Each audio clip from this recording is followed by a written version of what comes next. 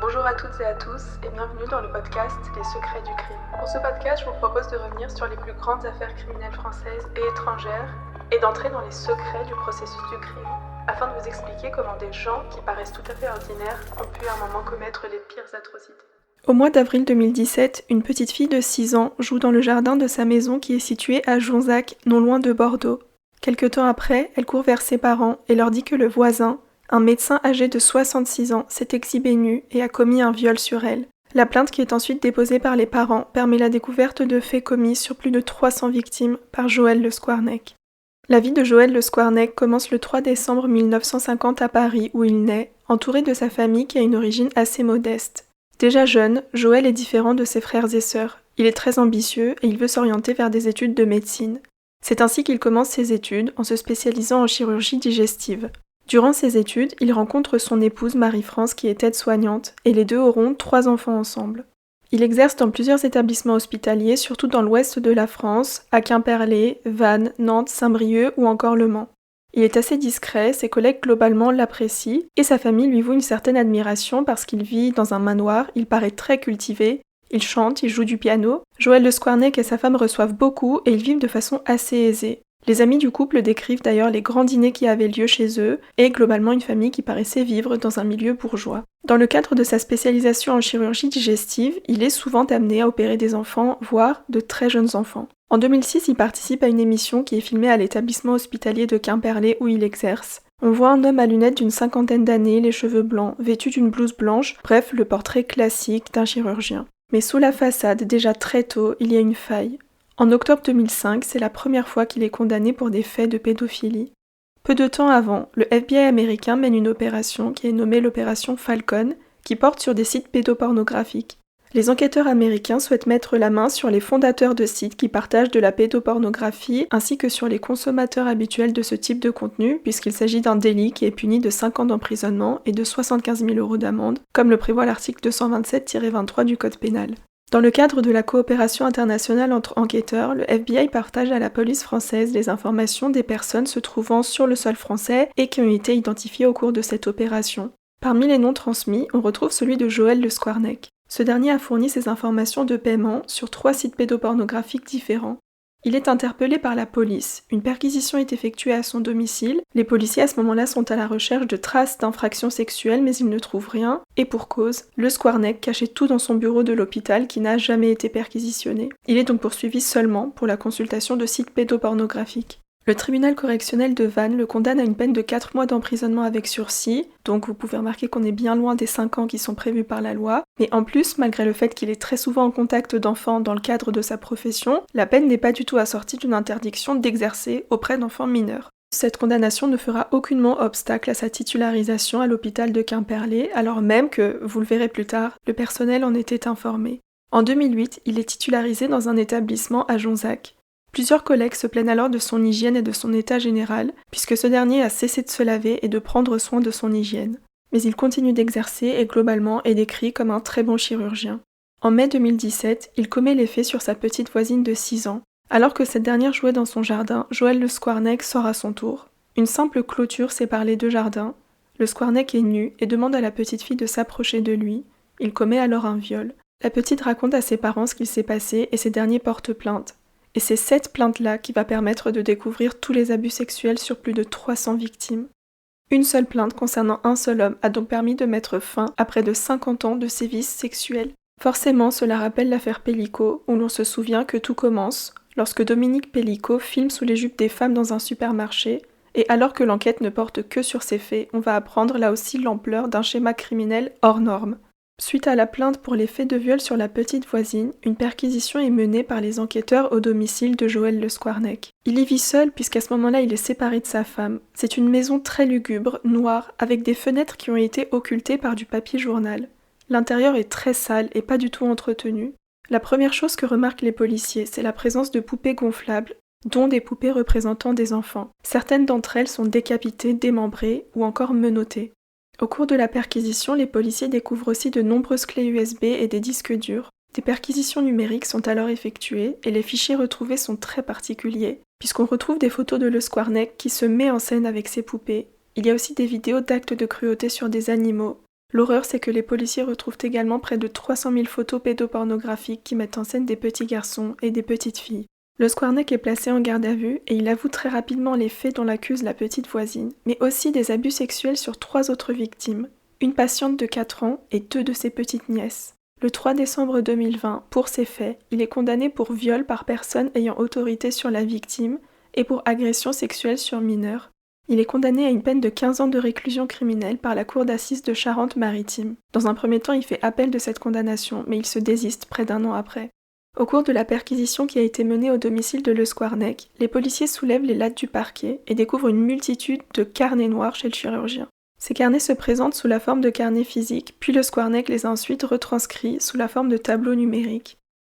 Les enquêteurs se mettent à les lire et ils réalisent rapidement qu'il s'agit en fait de carnets dans lesquels Le Squarneck consigne par écrit et de manière très détaillée tous les abus qu'il commet depuis près de 30 ans sur ses victimes, la grande majorité d'entre elles étant mineures. Les tableaux sont divisés en 2, d'un côté les petites victimes filles et de l'autre les garçons. Les écrits sont particulièrement horribles puisqu'ils sont très détaillés. On y trouve le prénom, le nom, l'adresse des victimes et l'abus sexuel que Joël Le Squarneck a commis. Les faits se sont déroulés sur un temps très long. En fait, avant sa première condamnation, pendant et après, le chirurgien a abusé d'enfants des années 80 jusqu'à son arrestation en 2017. On apprend par exemple que le lendemain de son audition pour les consultations de sites pédopornographiques en 2005, il a abusé sexuellement d'un enfant de 10 ans. Rien ne pouvait l'arrêter. Les faits sont tellement nombreux qu'il y en a presque quotidiennement à certaines périodes. La façon de relater les abus sexuels est particulièrement ignoble, sournoise et dégueulasse. Comme d'habitude concernant les abus sexuels sur enfants, je n'entrerai pas dans les détails, même si certains extraits de ces carnets peuvent être retrouvés sur internet. Mais ce qu'on y retrouve, c'est que Le Squarneck y raconte le plaisir qu'il ressent et la jouissance de savoir qu'il a pu profiter d'un enfant sans puissance, et surtout le fait que cet enfant ne se rendra jamais compte de rien. Les victimes vont raconter la difficulté à lire les passages du carnet. Alors j'imagine que les gendarmes se sont organisés comme ils pouvaient, et on peut imaginer que ce n'était pas évident pour eux non plus. Et au fur et à mesure de la lecture de ces carnets, ils ont tenté d'identifier toutes les victimes, ils les ont contactées, puis leur ont présenté les écrits. Pour certaines de ces victimes, c'est le moment où elles apprennent ce qui leur est arrivé alors qu'elles étaient encore enfants et que leur mémoire avait complètement occulté ces abus. D'ailleurs, la lecture de ces carnets a été très difficile également pour les enquêteurs. Au procès, ils racontent les séquelles que ça a laissées sur eux. L'enquêtrice principale est d'ailleurs arrêtée depuis 3 ans, incapable de reprendre son travail après cette enquête traumatisante. Et on peut que imaginer l'horreur de ce qui est raconté par Le Squarneck, puisqu'on retrouve des faits de pédophilie, zoophilie, de scatophilie. Pour la plupart des victimes, elles disent ne se souvenir de rien. Il faut bien comprendre que Le Squarneck utilisait de stratagèmes pour perpétrer les abus sexuels. Pour certains enfants, il faisait passer ces gestes pour un acte médical. Il leur expliquait que c'était des gestes qui étaient nécessaires pour une auscultation, et évidemment pour un enfant c'était facile d'y croire. Même si certains témoignent aujourd'hui du malaise qu'ils ont ressenti à ce moment-là, ils faisaient confiance à la figure d'autorité, qui en plus était censée les soigner. Dans les carnets, on peut aussi lire que Le Squarneck a utilisé de la soumission chimique pour pouvoir commettre certains actes. En effet, il a sédaté les enfants pour pouvoir abuser d'eux. Parfois, Le Squarneck raconte même qu'il a fait ces gestes alors que les parents de l'enfant se trouvaient non loin dans la pièce. C'est dire à quel point personne ne se doutait de rien et personne n'a osé signaler quoi que ce soit. Mais les abus ne s'arrêtent pas à l'hôpital.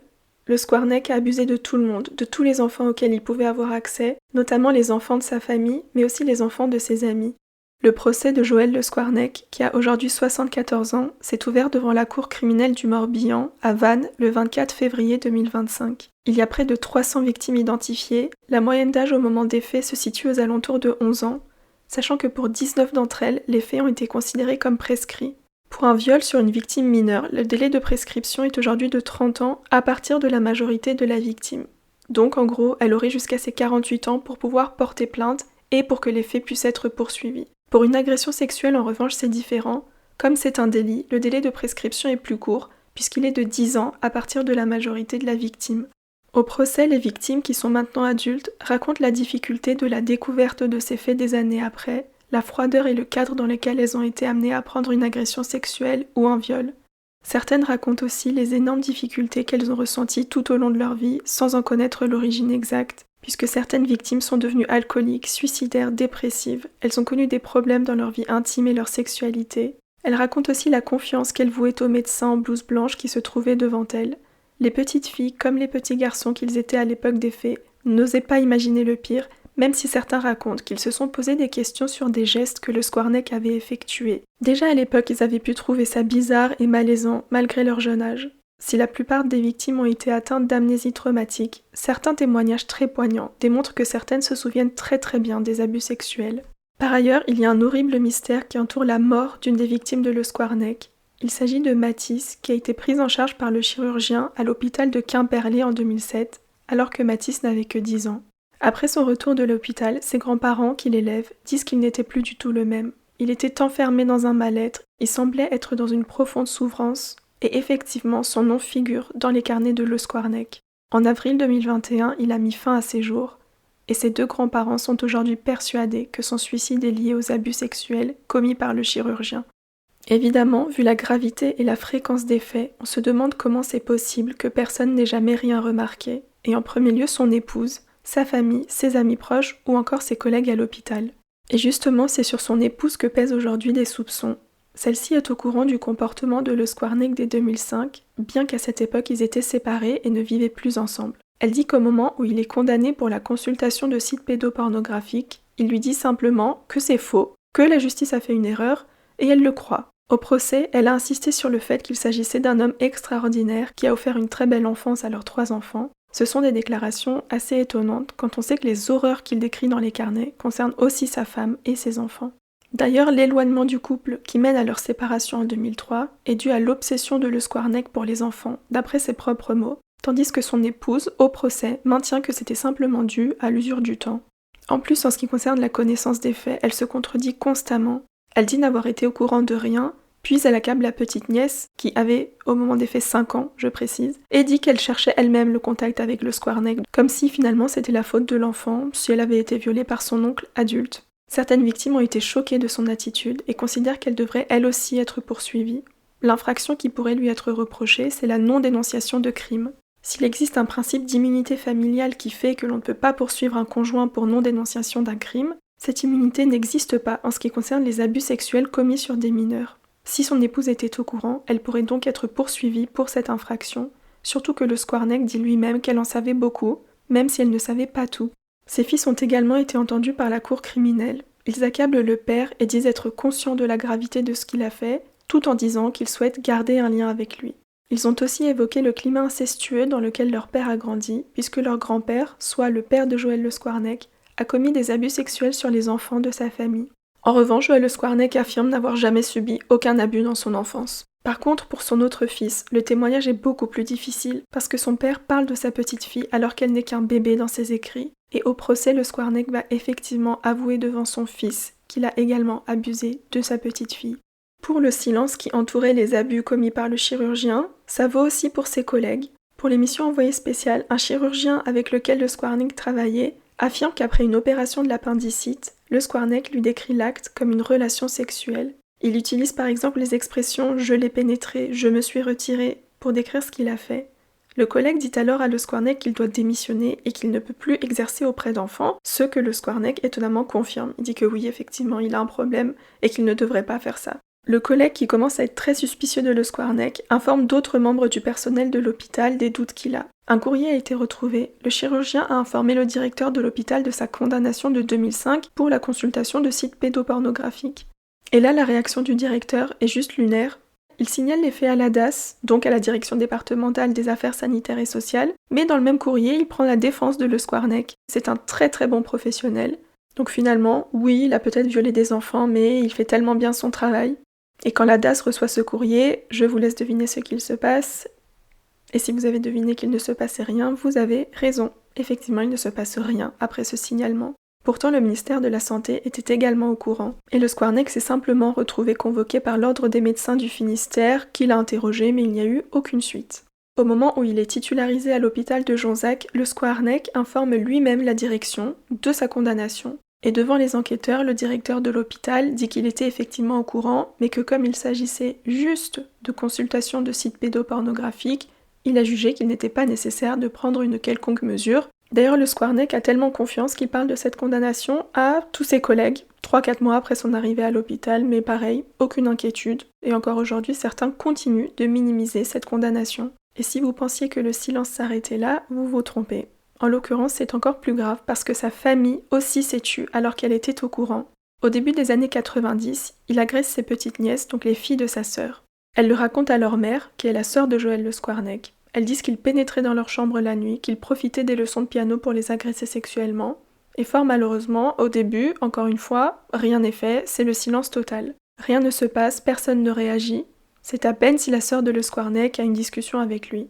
Et ce n'est que bien plus tard, en 2020, qu'il est condamné pour ces faits. Et là aussi, c'est grâce au carnet qui a apporté la preuve des abus sexuels sur les nièces. Mais, manifestement, même la famille de Le Squarnec n'a pas su réagir alors qu'il y avait des signalements. Malgré l'immensité du procès qui a lieu actuellement et les 300 victimes, en réalité, un troisième procès pourrait avoir lieu. En effet, il y a une période manquante dans les carnets de Le Squarnec, alors qu'on estime aujourd'hui qu'il est très peu probable qu'il se soit arrêté à ce moment-là.